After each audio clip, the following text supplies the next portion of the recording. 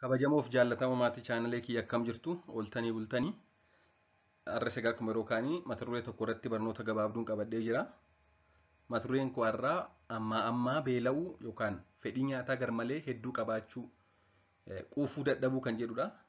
Akkuma beektan egaa ijoollees haa ta'u namoonni gurguddaa tokko tokko ammoo nyaatanii amma beela'u. Mee ammaa beela'uu maalti fidaa? Furmaan isaa maali kan jedhu waliin haa ilaallu. Subscribe, like, share gochuun jaalala keessan haa ta'u jechuun barbaada. Asumaan gara barnoota kootti seena. Humnaa ol beela'uu yookaan excessive appetite kan jedhamu sababa tokko malee fakkeenyaaf osoo ispoortiin hojjetiin osoo sochii qaamaan taasisin fedhiin nyaataa baay'ee baay'achuu jechuudha. Namni fedhiin nyaataa isaa sababa sochii qaamaa yookaan sababa ispoortii hojjeteef dabalu yoo nyaatanii quufaa in dhiisa jechuudha. Fedhiin nyaataa isaa bakkatti deebi'a. Kanneen nuti amma ilaallu warra kamidhaa? Osooma nyaatanillee fedhii nyaachuu kan qaban kan hin quufne nyaatanii daqiiqaa muraasaa booddee kan beela'an mee wanta akkasii maaltu fidaa? Furmaanni maali kan jedhu asumaan haa ilaallu.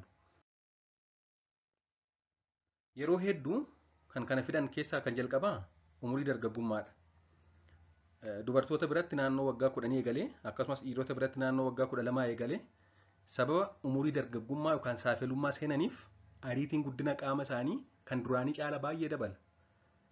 Duraan keessumaa naannoo waggaa 3 hanga waggaa 10tti waggaan kiiloogiraama 3 dabalaa turan kan ta'e yeroo dargaggummaa seenan immoo waggaa 10 booda waggaatti kiiloogiraama 8-9 akkasumas immoo ulfaatina dheerina qaamaas hedduu dabalu jechuudha. Hanga santimeetira 9 fa'aa dabaluu danda'u waggaatti. Kun egaa nyaata barbaadaa kanaaf fedhii nyaataa isaanii dabaluu danda'a. Kun noormaalidha jechuudha. Umurii dargaggummaatti fedhii nyaataa dabaluu. Guddina ariifachuun kun amma nyaata barbaada waan ta'eef kan duraanii caalaa amma nyaata gaafachuu danda'u beela'uu danda'u kunis egaa noormaalidha kan rakkoo hin qabnedha yeroo umurii dargaggummaa sana keessaa ba'an ni sirraa jechuudha wanti kun. Kan lammaffaa hangi sukkaaraa qaama keenya keessaa xiqqaachuu yookaan haayipoglaasemiyaa kan jedhu sukkaarri qaama keenya keessaa yoo xiqqaate amma nu beelessa. Yeroo hedduu wanti kun kan beekamu namoota dhibee sukkaaraa qabanii namoota qoricha dhibee sukkaaraa fudhatan birattidha.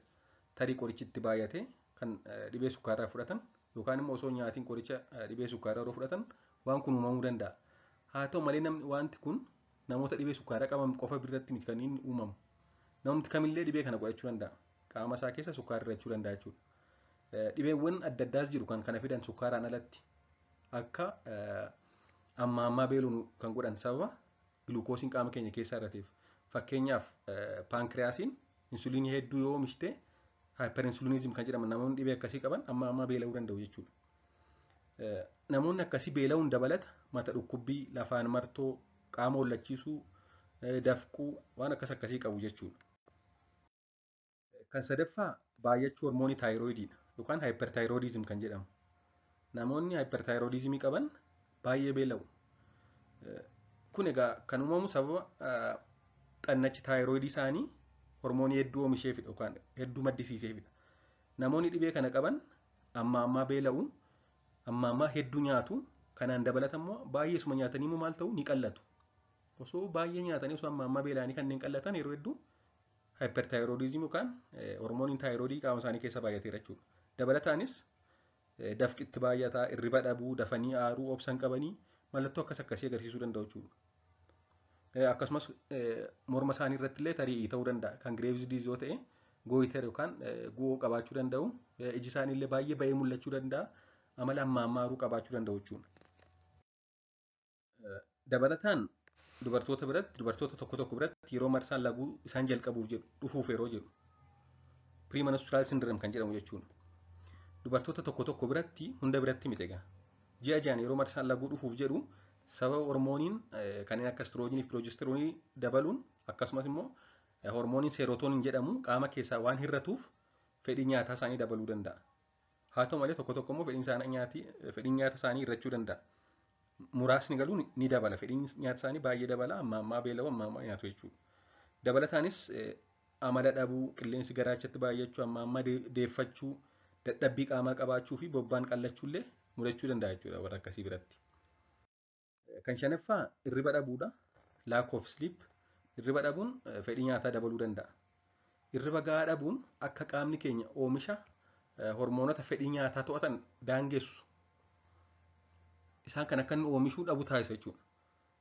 Hormoononni jiru kan fedhii nyaataa keenya yeroo nuti beelofnu kan dabalan akkasumas yeroo nuti quufnu immoo kan quufne jedhanii nutti himan qaamni keenya akka kanaan riiguleet ta'u kan taasisan. Namni hirriba gahaa hin rafne hormoononni akkasiin oomishama waan ta'eef namoonni hedduun yeroo rakkoo hirribaa godhatan hirriba dhabuu dadhaban ammaa beela'u. Kun egaa hunda biratti miti. Kanneen fedhii nyaataa dhabanis jiru. Akkasumas wanta tokko yaadaan yeroo dheeraa hordofuu hin danda'an kanneen akkasii. Concentration for a long time hin qaban warri hirriba dhaban kun. Dabalatas namoonni halkan yeroo hedduu hin rafne guyyaa rafuu fedhu, rakkoo amalaa qabu, dandeettii yaadachuuf yaaduu isaaniillee gadi bu'aadha jechuudha kanneen kaanirra. Qabxiin ja'affaan kan fedhii nyaataa baay'ee dabalu dhiphina sammuudha yookaan stress kan jedhamu. Namni tokko yeroo sammuun isaa dhiphatu kan stress yeroo ta'u qaamni isaa hormoonii kortisool jedhamu maddisiisa. Hormooniin kun ammoo fedhii nyaataa dabaluu mala jechuudha. Faallaa kanaas namoonni tokko yeroo dhiphina sammuu qabaatan kan fedhii nyaataa isaanii gad bu'u jira.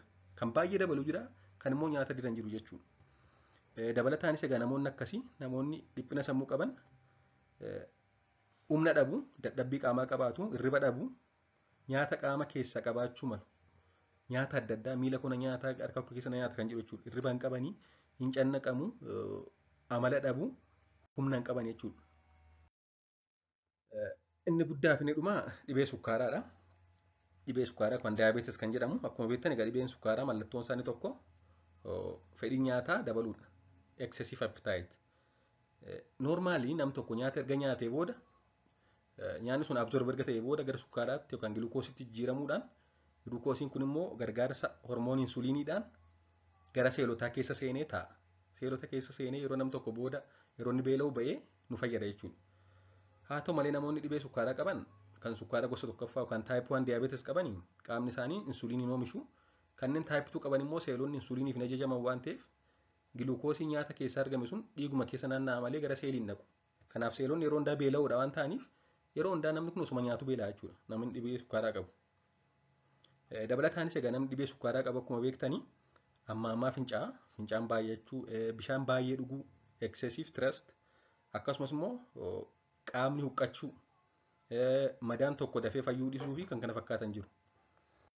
Dabalataanis egaa namni dhibee sukkaaraa qabu rakkoo ijaa, rakkoo kalee, rakkoo narvii kanneen kana fakkaatan qabaachuu danda'a jechuudha. Namni tokko yeroo dheeraaf mallattoolee kana yoo qabaate ogeessa fayyaa mariisuudhaan maal gochuu qaba? Qorannoon taasifamee fi maaltu excessive appetite kana fide, maaltu fedhii nyaataa baay'ee dabalchiise kan jedhu kan erga qorannoon taasifamee booda yaala argachuu yookaan waan sun immoo waan ofuma isaa dhiisoo ta'e fakkeenyaaf stress sababa dhiphina sammuu yoo ta'e sababa dargaggummaa yoo ta'e gorsa argachuun gaariidha jechuudha. Waa'ee fedhii nyaataa baay'ee dabaluu ilaalchisee barnoota gabaabsee qabadhee jiru kanuma waan hordoftaniif hedduu galatooma turtii gaarii.